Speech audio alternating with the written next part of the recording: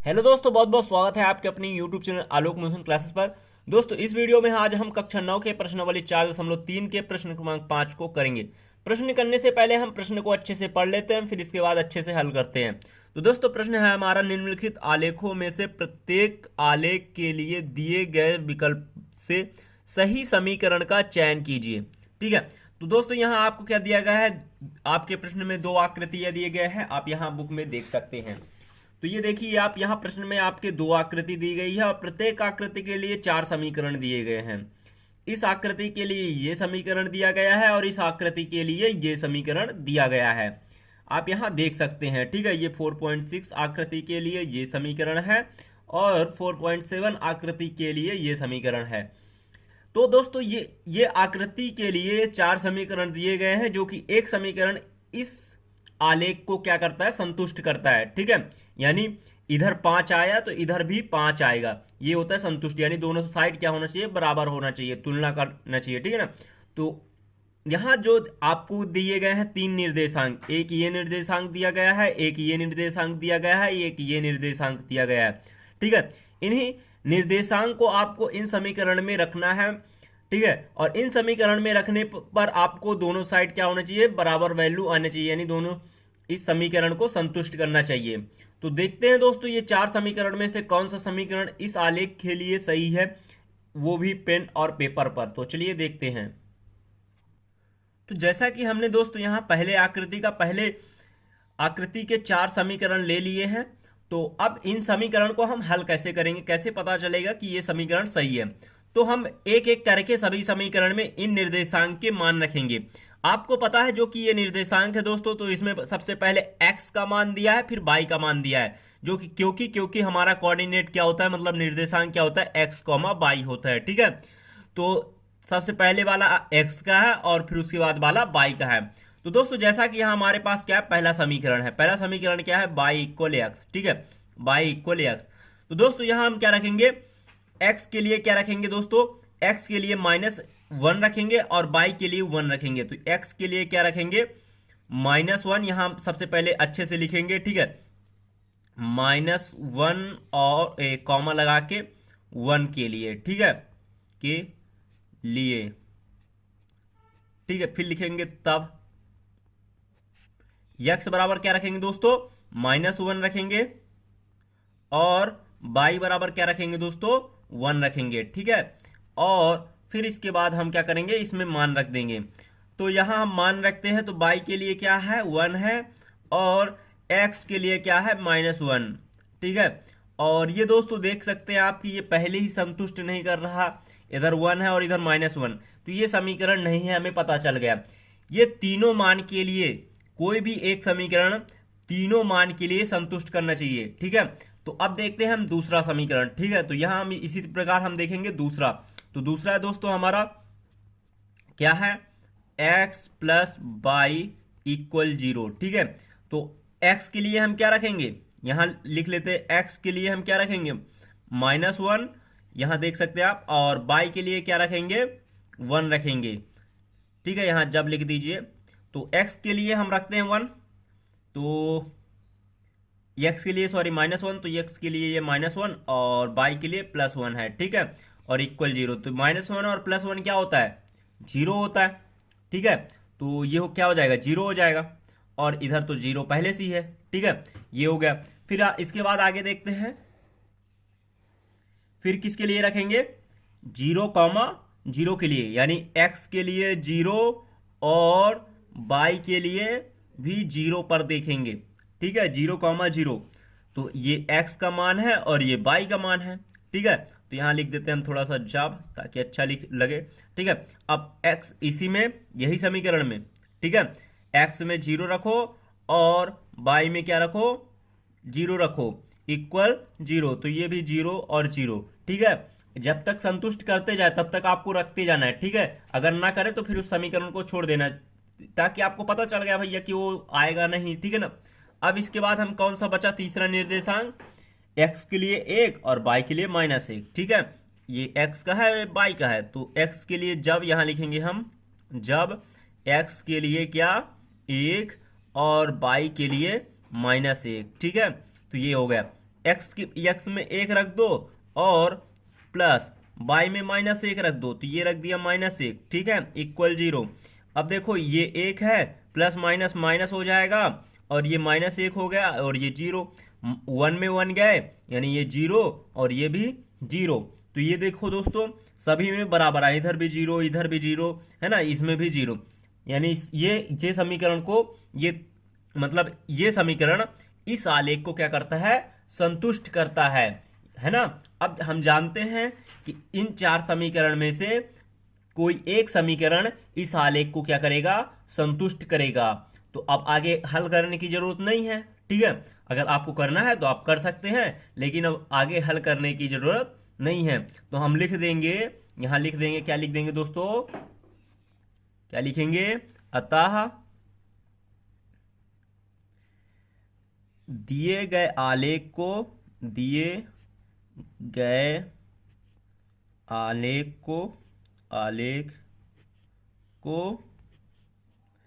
x plus Y equal 0 वाला समीकरण क्या करता है, संतुष्ट करता है, ठीक है, ऐसा आपको लिख देना है। तो ये आपको लिख देना है, ठीक है, ये हो गया इसका सॉल्यूशन दोस्तों।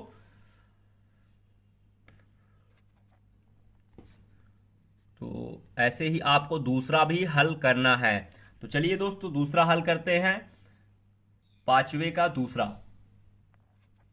तो ये हमारे पास दूसरा आकृति है, हम प्रश्न इस बार कॉपी में नहीं लिखते, बुक से ही देख लेते हैं, ठीक है। तो ये हमारे पास 4 समीकरण है और ये इस समीकरण के लिए ये आलेख है, और इस आलेख के लिए हमें बताना है कि इन चारों में से कोई एक आलेख कौन सा, कोई एक समीकरण सही है, ठीक है। तो कौन सा समीकरण इस आलेख के लिए सही है। तो चलिए एक एक करके उसी तरह हम इसे हल करेंगे और पता लगाएंगे कि इस आलेख के लिए कौन सा समीकरण सही है। सबसे पहले हमारा समीकरण कौन सा है, y इक्वल एक्स प्लस 2। तो यहां हम लिख लेंगे क्या, y इक्वल एक्स प्लस 2, ठीक है, ये समीकरण है। और इस समीकरण के लिए हमारे कितने 3 निर्देशांक दिए गए हैं इसके लिए भी, ठीक है। तो निर्देशांक हम तीनों को यहाँ साइड में लिख लेते हैं ताकि आसानी हो हमें। सबसे पहला निर्देशांक क्या है हमारा, -1, 3, ठीक है। फिर इसके बाद दूसरा क्या निर्देशांक है हमारे पास, 0, 2। फिर तीसरा क्या निर्देशांक है, 2, 0। ये 3 निर्देशांक है, हमने इसको साइड में लिख लिया, ठीक है, बार बार बुक उठाने की जरूरत नहीं पड़ेगी, ठीक है। तो अब आगे देखते हैं। तो यहां हम क्या करेंगे दोस्तों, 3 निर्देशांक है, तो हमारे पास सबसे पहले निर्देशांक क्या है, ये x, y आपको तो मैंने पहले ही बता दिया, ठीक है। तो x बराबर जब यहां लिखेंगे हम, जब x बराबर क्या करेंगे, -1 रखेंगे, ठीक है, और y बराबर क्या रखेंगे, 3 रखेंगे, ठीक है। x बराबर -1 और y बराबर 3। तो रखते हैं मान दोस्तों इसमें। तो यहाँ y की जगह हम क्या रख देंगे, 3 रख देंगे, और x की जगह क्या रखेंगे, -1 और फिर इधर +2, ठीक है। तो ये देखिए ये +2 है, -1 है, तो ये 3 इक्वल क्या हो जाएगा, 3 इक्वल क्या हो जाएगा, 1 हो जाएगा, ठीक है। तो ये क्या हुआ, पहले ही संतुष्ट नहीं कर रहा, तो इस समीकरण को हम क्या कर देंगे, छोड़ देंगे। अब दूसरा देखते हैं, दूसरा समीकरण कौन सा है। तो यहाँ हमारे पास दूसरा समीकरण है y इक्वल एक्स माइनस 2। तो यहाँ हम देखेंगे y इक्वल एक्स माइनस 2, ठीक है। तो y इक्वल एक्स माइनस 2 है, तो सबसे पहले वही करेंगे, पहले वाला रखेंगे। तो जब x इक्वल कितना रखना है हमें, -1 रखना है, और y इक्वल कितना रखना है हमें, y इक्वल 3 रखना है, ठीक है। तो y की जगह हम 3 रखेंगे, x की जगह हम क्या रखेंगे, -1 रखेंगे, और ये -2 पहले से ही है।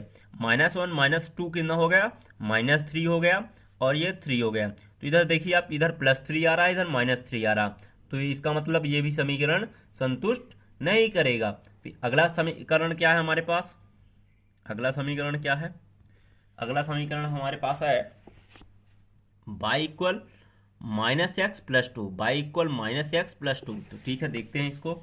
तो by equal minus x plus two, ठीक है। तो वही करेंगे जब एक्स इक्वल कितना -1, एक्स इक्वल -1 और वाई इक्वल 3, ठीक है। हमें ऐसे ही पहले से ही शुरुआत करना है, ठीक है ना। तो एक्स की जगह हम क्या रखेंगे, ये पहले बाई है तो बाई की जगह हम 3 रख देते हैं। एक्स की जगह हम क्या रखेंगे, -1 रखेंगे।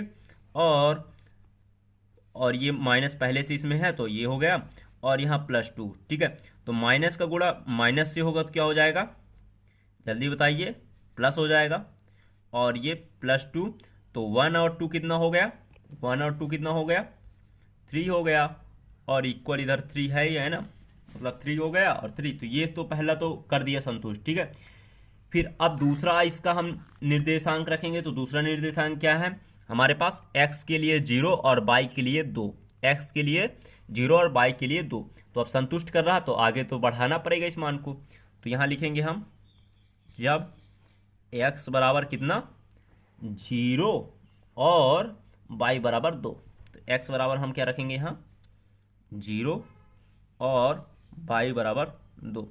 तो हमारे इस समीकरण में y के लिए हम क्या रखना है, 2 रखना है, और x के लिए हमें क्या रखना है, 0 रखना है, और ये +2। तो ये 0 0 क्या हो गया, 0 ही हो गया, और ये 2 और इक्वल 2 हो गया, ठीक है। तो ये हो गया, मतलब ये भी कर रहा है। तो अब हम इसका तीसरा निर्देशांक भी रख लेते हैं, ठीक है। ये तीसरा निर्देशांक भी रख लेते हैं, तो रखते हैं। तो तीसरे निर्देशांक में क्या है, x के लिए 2 है और y के लिए क्या है, 0 है, ठीक है। x के लिए 2 है और y के लिए 0 है। तो यहाँ लिखेंगे हम, यही करते हैं बगल में इसके, जब x के लिए कितना 2 और y के लिए 0, ठीक है। x के लिए 2 और y के लिए 0। तो y में हम क्या रख देंगे, 0 रख देंगे, और x में हम क्या रख देंगे, 2, ठीक है। तो ये है 2 रख दिया हमने, और +2। तो देखिए इधर ये 0 है तो ये 0 ही रहेगा, ये माइनस, इसका देखो ये +2 है और ये माइनस है, तो ये माइनस और प्लस का गुणा होगा तो क्या हो जाएगा, -2, और ये +2, -2 +2 क्या हो जाएंगे, 0 हो जाएंगे। तो ये हो गया 0। यानी ये हमारा ये समीकरण इधर देखिए, 3 है तो 3 इधर भी आया, 2 है तो इधर भी 2 आया है, 0 है तो इधर भी 0 है। मतलब ये दोनों क्या है, ये मतलब ये तीनों निर्देशांक जो है इस समीकरण को क्या कर रहे हैं, संतुष्ट कर रहे हैं, ठीक है। यानी तुलना कर रहे हैं, बराबर बराबर बराबर कर रहे हैं। अतः दिए गए आलेख का दिया गया ये वाला समीकरण, ठीक है, ये क्या कर रहा है, संतुष्ट करता है। तो यहां हम लिखेंगे अतः क्या y इक्वल -x + 2, ठीक है। दिए गए आलेख का, दिए गए आलेख को क्या करता है, संतुष्ट करता है, संतुष्ट करता है, ठीक है। तो ऐसे ही आपको लिख लेना है, ठीक है। तो ये हो गया दोस्तों, आपको ऐसे लिखेंगे तो आपको पेपर में अच्छे से नंबर मिलेगा। तो दोस्तों उम्मीद है वीडियो पसंद आई होगी। वीडियो पसंद आई है तो वीडियो को लाइक कर दें, चैनल को सब्सक्राइब कर दें, और टेलीग्राम का लिंक आपको डिस्क्रिप्शन में मिल जाएगा तो ज्वाइन करें। व्हाट्सअप ग्रुप का लिंक डिस्क्रिप्शन में मिल जाएगा, उससे भी ज्वाइन करें। अगर कोई समस्या हो तो व्हाट्सअप पर हमें संपर्क करें। टेलीग्राम पर भी कमेंट करने का ऑप्शन रहता है, उस पर आप मुझे संपर्क कर सकते हैं। तो मिलते हैं दोस्तों अगले वीडियो पर, तब तक के लिए बाय बाय। और अगर इंस्टाग्राम में आपने फॉलो नहीं किया है, अगर चलाते हैं तो फॉलो कर लें, ID आलोक मोशन है, ठीक है। तो मिलते हैं अगले वीडियो पर, तब तक के लिए बाय बाय।